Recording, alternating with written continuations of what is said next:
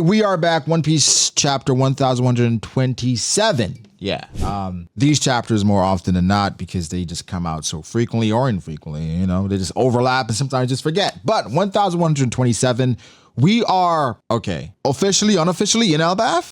Bro, they mentioned in Yggdrasil, they're giants. It's a lot of weird stuff happening. It's Elbaf. Okay, we are in Elbaf, the adventure island of mystery, whatever. It's Elbaf. We're finally here. A lot of people have been looking forward to Elbaf.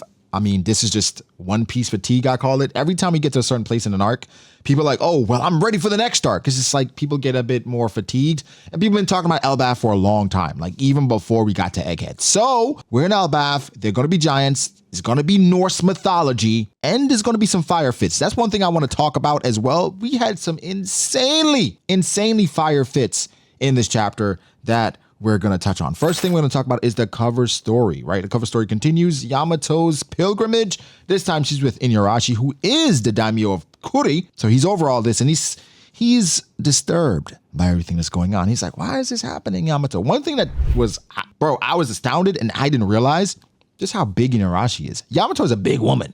And Inuarashi dwarfs her. She looks like a kid neck. I'm like, is this a flashback? No, this is real time. Inuarashi's just a big man, a big dog person thing. Big mink.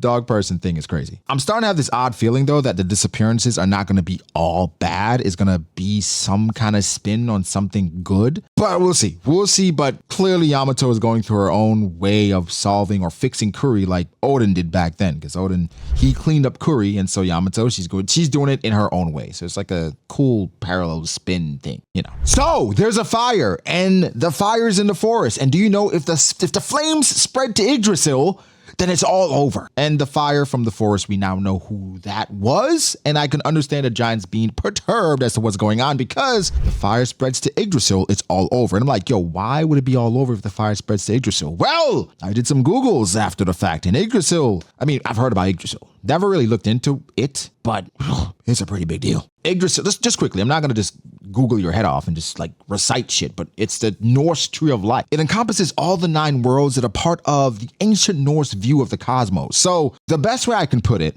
is that this tree is really important, right? And if anything happens to the tree, apparently everything is connected through this tree. And if something happens to the tree, everything falls apart. That's the best way I can break it down based on what they say in here. It's also sacred. They worship it. It's basically the base of everything. And so we're going to find out more about Yggdrasil once this continues. But I can see them seeing a fire and they're like, oh, if the flames get to Yggdrasil, the country's done for. So we have to make sure we quell these flames. So, I mean, I don't think us as fans understand the importance of Yggdrasil yet. We know of the lore of Yggdrasil, but I'm sure in Elbaf, we're going to find out and figure out just how important Yggdrasil, the World Tree, however you want to look at it, how important this thing is, not only to the Elbaf, but to the One Piece world. So that was something that stood out for sure for me. Something that was cool was that after everything was going on, they said they had to report back to the sun god, the great sun god. I'm like, sun god? We got a sun god? Because I only know one sun god. Well, no, 2. Amara St. Brown. A lot of people probably don't care or understand what that means. But I was like, the sun god. So maybe there's somebody cosplaying as a sun god, or it's just a title based on whomever is in charge of that specific realm or country. It's gonna be interesting to see how these things are divvied up, what Oda decides to use to split up Elbaf, because something that I thought about while I was reading the chapter was Shanks, right? And Shanks seems to be allied with Elbaf or some people in Elbaf. But Shanks, if there are 9 realms, right? Or 9 worlds within Elbaf, let's say 9 realms for this point, 9 countries within Elbaf, or 9 different factions. Shanks probably is allied with a few of them, and there are a few that don't care for Shanks and a few that actually hate Shanks. So with Shanks, I don't think Shanks controls Elbaf. Obviously he does not, but he has a base in Elbaf where some of the giant clans, because there are a bunch of different giant clans, some of them are subservient to him, right? So we're going to see a bunch of different giant clans. And then something that, okay, I know recently you guys think I hate the Giants. I don't hate the Giants. I hate what the Giants are. Oh yeah, no. That sounds crazy. I just hate giant fights. That's all it is. It's not about the Giants per se. It's just like the effect of them being big and large. It's clumsy. It's just clunky. It's just not great aesthetically. And that's just something I don't like. It's not about the Giants per se. They're whatever. The thing is, we're gonna see a bunch of different giant clans that I think fight differently. So we may see some really cool stuff and really cool fights in Elbaf, and I'm really excited for that because now I'm starting to think, okay, all giants are not made the same. Everything in Elbaf is not going to be the same thing.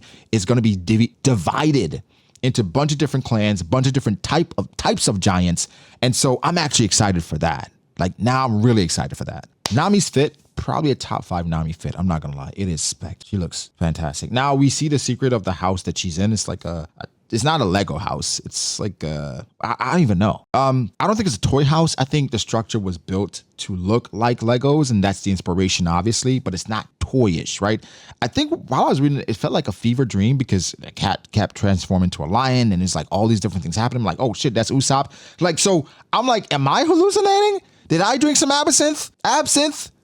Bro, it was like one of those, like, what? It was a crazy start to the chapter. Something that happened was when Nami said, yo, where's Luffy, Zoro, Sanji? I'll even take Usopp. It was like, okay, Usopp is going to have a major moment in Elbaf because Nami's already minimizing her, which is obviously Oda using Nami's words. He's going to be fantastic. I just know Usopp is going to be amazing in this arc, which a lot of people figured as well, but it's not going to be consistent because Nami in this chapter, she was able to defend herself and do something while Usopp was just there. Right. So we're going to feel like Usopp is a drag and people are going to be, I think no matter what, people are going to be disappointed because people expect Usopp to be this powerhouse, which he is not. He represents something, us, right? He represents just being a weakling on a crew with powerhouses and geniuses. And he's just a regular guy, right? Who steps up when he's needed the most. And so Usopp in Elbaf, he's going to step up when he's needed the most. For me, I think the David and Goliath thing is too perfect not to do in Elbaf. Usopp with a slingshot, you have giants.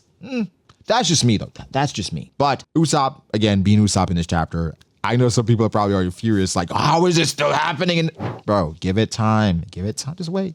Again, this chapter isn't packed with stuff. Like, again, the most important thing was Yggdrasil. And the appearance of that, the confirmation of that, and how important it is already set in stone. But also the Straw Hats showing up, right? Luffy, Zoro, Sanji showing up. You got Luffy, Gear 4, Gear 3rd. And then Zoro, of course, Kala Sutra, Great Dragon. Rate the fits. I think Luffy's fit. Luffy always teeters around an 8, 8.5. Zoro for me is a 9. Sanji's a 9 as well. Now, if we go to decimal points, I'm not sure yet. Because Zoro got the goggles, Sanji got the scarf, and then Sanji got a blade, and then Zoro, I mean, I don't know. Okay, if I'm being honest, they're probably tied, like a 9.3 for both of them. For both. And Luffy might be like a 9.2. And Nami like a 10. So the fits are crazy. The fits are already insane. I love the fits. And of course, them showing up is always a blast because, I mean, the Monster Trio showing up, saving Nami. One thing to point out, though, as well, something that I noticed, bro, they met up really quickly. One chapter, and they are already back together. So Oda, not sure this is an indication of how short or long the chapter or the arc is going to be. Egghead was like 67, 68 chapters, right? Wano was over 100, way more than 100. I think Elbaf could be around 75 to 80 chapters. Over 100, I feel like would be overkill, right? I think 75 to 80 seems right, seems nice and tight because I feel like there'll be more to do based on the lore in Elbaf than in Egghead. Even in Egghead, because Egghead was just the Buster Call stuff. In Elbaf, there's a story designed here. There's the giants. There's the Lord. There's Saul. There's the man with the burn scar. There's another man who's like, come on. So now the 9 realms and the 9 worlds is starting to make more sense because it's like, oh, where was this guy? Where is Kid going to be? Because he's probably going to be in Elbaf. And so for me, like, not going to lie to you guys, when I thought of Elbaf in the past, I think I always viewed it as like Skypiea. Like you'd have to climb a tree to get to Elbaf, right?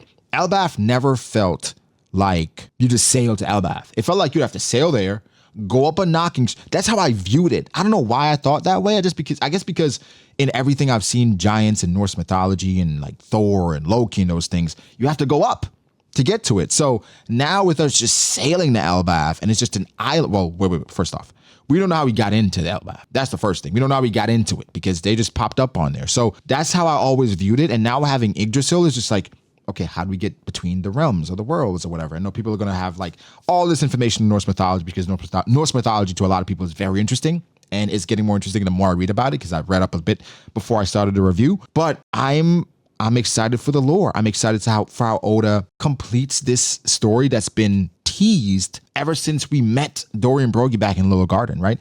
And throughout the story, there are mentions of like Elbaf, the giants, this army, this country, this culture. And so I'm excited to see how things work here. I think even next to Wano was like Elbaf, Wano. Those are two things, because of Fable backwards. Those are two things that like were like kind of drilled into your head. Two places that we definitely had to go to. And so now we're finally here. It's one that I'm excited. I'm pretty excited. I know some people might not look at this chapter and say, "Oh my God, this was an amazing." No, because it wasn't. It was a good chapter, like good One Piece intro chapter, intro to an arc. And these are the types of chapters they're going to be. It's not going to be anything too crazy.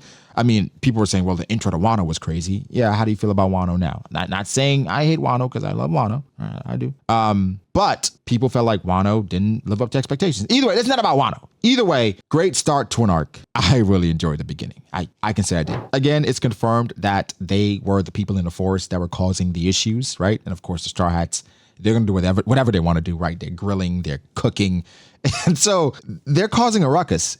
Lighting a forest fire next to Yggdrasil, that got to be illegal. That can't be like legal in this country at all.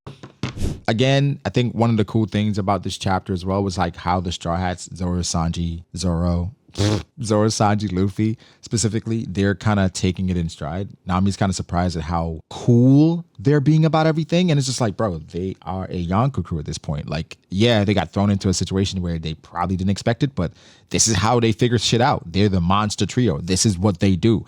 And so I'm excited for this. Again, it's not too much to happen, y'all. Like, Nami got kidnapped. We figured out where she got kidnapped, but we don't know who kidnapped her. So that's still up in the air. She got out of there with Usopp, met back up with Sanji, Zoro, Luffy.